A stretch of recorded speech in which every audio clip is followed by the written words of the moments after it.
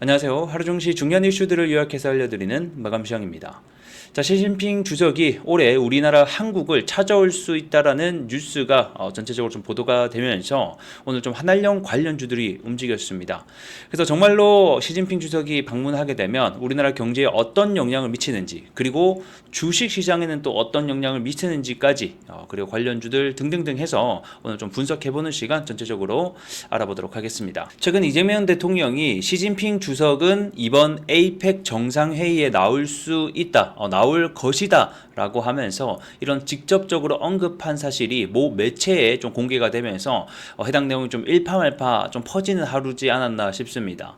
근데 해당 내용이 처음 나온 것은 아니고 올해 3월 달에 이미 중국 정부가 10월 말에서 11월 초에 열리는 경주에서 열리는 이 APEC 정상회의에 시진핑 주석이 참석할 수 있다, 참석할 의향이 높다, 이런 또 내용들이 전달이 되면서 그때 당시 이미 보도가 된 내용이기도 합니다. 그래서 그때 당시까지만 하더라도 아직까지 확정은 아니고 중국이 진지하게 고려하고 있다, 이런 뉴스였거든요. 근데 어찌됐든 간에 해당 내용이 전체적으로 좀 퍼지게 되면서 이 한알령 해제에 대한 기대감을 좀 받는 하루지 않았나 싶습니다. 근데 여기서 우리가 좀 생각을 해봐야 될 점이 중국이 공식적으로 한알령 해제를 발표를 안 했다 뿐이지 사실상 한알령 해제와 같은 움직임들이 오래 전부터 나타나고 있었다라는 겁니다. 그 내용들을 지금부터 하나하나씩 좀 살펴보도록 하겠습니다. 우리나라 K 컨텐츠가 8년 만에 족쇄를 푼다, 뭐 이런 내용들도 충분히 보셨을 거고, 이 APEC 계기로 인해서 문화사절단을 한국에 파견할 거다, 이런 내용들의 뉴스들도 꽤나 오래 전부터 들려오고 있었죠. 실제로 24년도, 그러니까 작년이었죠. 작년 11월 달부터 중국이 한국인에 대한 무비자 입국을 최초 허용을 하기도 했었고, 11월 달에는 중국 문화부 장관과 우리나라 한국 문화부 장관이 실제로 만나서 이런 양국의 문화 교류를 제안을 하면서 이런 게임, 영화, 엔터 부분에서의 다양한 한중 합작을 통해서 힘을 모으자, 이런 얘기를 이미 1년 전부터 진행을 하고 있었습니다. 그리고 작년 12월 달에는 한중일 세 나라가 만나서 여러 가지 장관 회담을 진행했었는데, 여기서 우리나라의 K-팝 가수 콘서트 문제, 컨텐츠 문제, 다양한 문제를 논의하면서 그때부터였을까요? 올해 3월 본격적으로 중국과의 교류가 시작이 됩니다. 아이브가 상하이에 가서 팬사인회를 진행을 하고 중국 문화단이 우리나라를 방문을 하는 등, 특히 4월 달에는 우리나라 K-팝 아이돌 그룹이 중국의 단독 콘서트를 허가를 받는 일도 발생을 했었죠. 그래서 이게 9년 만에 공식 허가다라고 하면서 본격적으로 한알령 해제가 되는 것이 아니냐, 이런 뉴스들도 많이 나타나기도 했었습니다.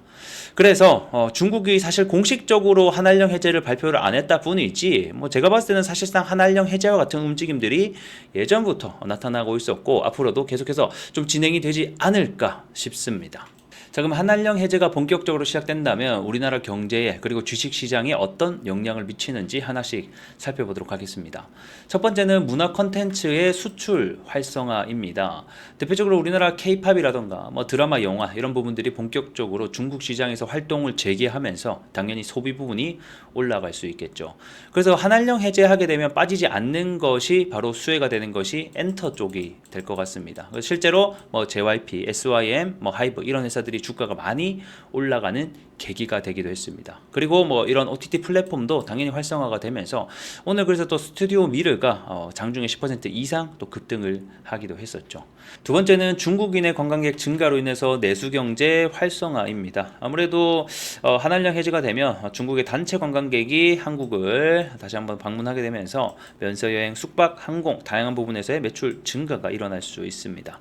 관련주로는 면세하게 되면 글로벌 텍스프리라는 회사가 있고요. 여행은 뭐 참 좋은 여행, 뭐 노랑풍선이 오늘 또 장중에 10% 이상 급등을 하기도 했었죠. 숙박하게 되면 이제 호텔 관련주들 보시면 될 것 같고, 항공 오늘 또 대한항공이 장중에 뭐 6% 이상 또 급등을 하는 일이 있었네요.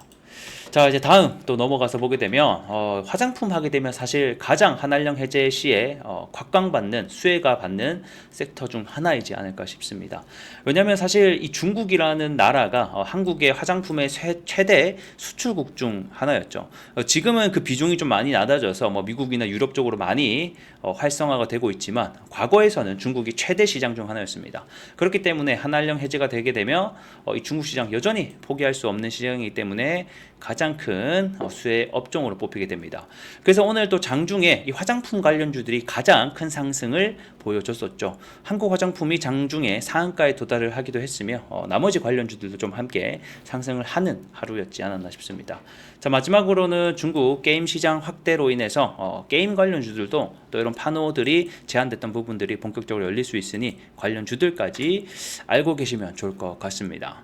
그래서 이재명 정부가 본격적으로 들어서면서 이 양국 관계의 새로운 전환점이 될 수 있기 때문에 이런 한알령 수혜주들은 꼭 잘 정리해 놓으시고 그때그때 이슈가 있을 때마다 보시는 게 중요하다. 이렇게 오늘 정리할 수 있겠네요.